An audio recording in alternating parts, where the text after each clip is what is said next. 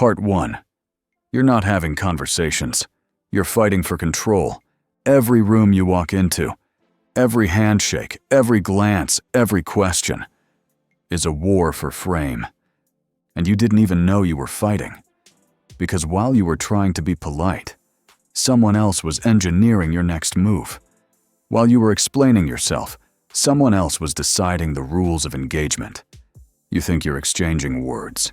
You're actually surrendering ground. One sentence at a time. And every time you react, apologize, over-explain, soften, you're not just speaking. You're bleeding control.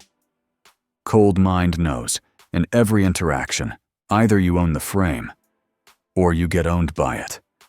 There's no neutral. There's no passive. There's no just chatting. There's only this: lead the frame or be dragged into someone else's. You're not losing conversations. You're losing territory. And it's time to take it back. Part 2. It's not about winning arguments. It's about owning the room without a word. You think frame control is some elite communication trick, something only needed in negotiations, business deals, or power games. But cold mind sees deeper. Frame control is survival. Because the second two humans interact, a contest begins. Not for dominance, not for submission, but for who defines reality. The person who owns the frame decides what matters and what doesn't, what's acceptable and what's strange, what pace the conversation moves at, what emotions are valid and which are weakness. They don't argue, they don't ask, they establish without noise. They're establishing it by how they move, how they withhold, how they pace the space around them. And the terrifying part? It happens automatically. Every time you rush to fill silence, answer a question too fast, over-explain when challenged, laugh when unsure, soften when tension rises. You're ceding frame. You're adapting to someone else's template of reality. You're living in their architecture instead of designing your own. And the more you adapt, the more invisible the takeover becomes. You think you're agreeing because it makes sense. You're agreeing because your mind already lost the negotiation. You didn't know it started. Cold mind doesn't argue for frame. It doesn't beg for control. It owns it silently, strategically, structurally. Because the one who owns frame doesn't have to demand respect. They become the gravitational field. Everyone else orbits. Without force, without pleading, without noise. You're not fighting for respect. You're fighting for definition. Own the frame. And you own the room. Part 3. Every reaction you give is a submission to someone else's frame. You think you're just answering, just clarifying, just explaining. But cold mind knows. Every reaction you give is a silent agreement to the frame they set. Here's how the loop works. Someone makes a comment, a challenge, a nudge. You feel the tension.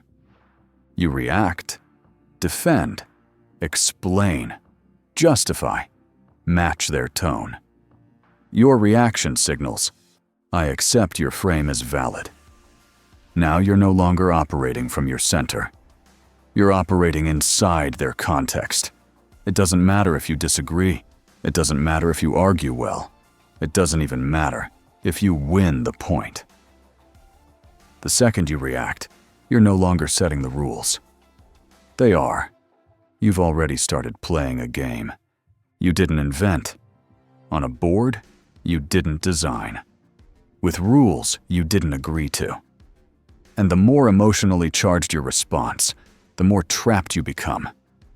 Emotion isn't just noise, it's gravitational surrender. And gravity always flows to the one who didn't flinch first. That's why cold mind doesn't react. It injects, it holds, it recovers. Without signaling surrender, it refuses to acknowledge frames that weren't consciously chosen. It refuses to defend itself. Inside an invisible court, it never consented to enter. It either sets the frame early or pauses the whole game until the air clears. Because in frame control, movement without architecture is surrender without permission, you think you're defending your ideas. You're not. You're defending a position someone else forced you to occupy. Cold mind stays silent, stays still, stays sovereign until it's ready to move from its own gravity, not theirs. The moment you react, you're not leading the frame. You're dancing inside it. Part 4. Inject, hold, recover. Control the frame or be controlled. Frame control isn't about force, it's about architecture. And cold mind runs it with 3 gears. 1. Inject, set the frame. First, before anyone else defines the context, you do. You walk in slow. You move economically.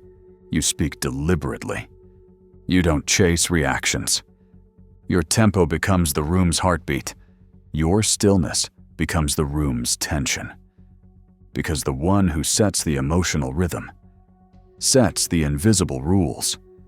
Inject certainty early, and others unconsciously sink to it. Second hold, resist the pull. After injection, friction comes. Jokes, challenges, subtle shifts. Hold means no rush to answer, no flinching, no defending. You stay slower than the attack.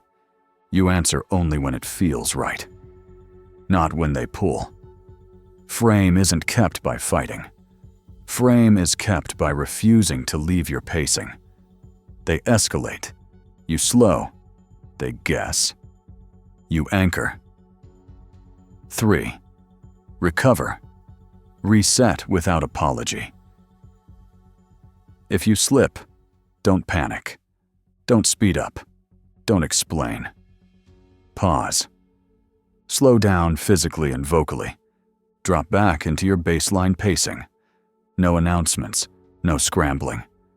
Only a silent reset of gravity. Silence resets. Stillness resets. Deliberate micro-movements reset. Because frame isn't speech-driven, it's structure-driven. Frame mastery isn't about appearing dominant. It's about being the unspoken rule everyone aligns to, without knowing why. Inject early, hold steady, recover silently, and you never lose territory. Even if you lose moments. You don't dominate frames by being louder. You dominate by anchoring gravity and refusing to chase noise. Part 5. He didn't argue for frame.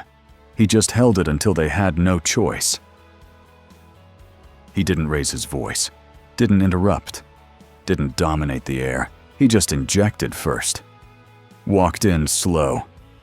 Looked once. Settled his breathing lower than the room's rhythm. Without words, he set the pace. The others sped up. Talked faster. Tried to fill the silence, but he didn't chase. He didn't match. He held. Every question thrown his way. He paused before answering. Every slight challenge. He let the tension hang for a second longer. Then comfort suggested. No defense, no rush to clarify. No bending to fill emotional gaps. And slowly, without realizing it, the room synced to him. The joke softened. The pace slowed. The tone adjusted. Not because he forced compliance, but because he anchored gravity. At one point, he was pressed directly. So, what do you think? He smiled once, let silence expand beyond their comfort, shifted the ground, without ever defending it. That moment, the frame was sealed. They followed his tempo after that, not because he won an argument, but because he never accepted their invitations. To leave the position he had already built. He didn't have to be aggressive. He didn't have to be cold. He just injected with presence, held through pressure, recovered when small gaps appeared, and in doing so, became the center of the interaction, without asking for it.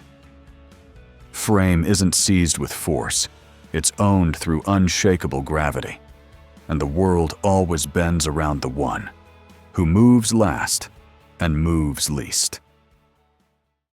Part 6. Final message. Frame isn't force, it's silent architecture. You don't seize frame by speaking louder, or thinking sharper, or moving faster. You win frame by anchoring structure. Before anyone else notices, there's a game, because once you're pacing, becomes the gravitational center. Once your silence becomes the emotional regulator. Once your presence becomes the reference point. Words don't matter anymore. The room orbits you because it feels safer that way. And it doesn't even realize it's doing it. Cold mind knows. Frame isn't about domination. It's about designing the unseen map that everyone else walks on without question. Inject first. Hold without noise. Recover without apology. And soon, you're not fighting for control. You are control. You don't adapt. You don't chase. You don't explain. You set the rhythm and the room forgets there was ever another tempo. Transition to next video. In the next video, we'll unlock shadow logic, using your dark side intelligently. How to weaponize your suppressed sides without losing your center. Subscribe, anchor early, move last, own the frame.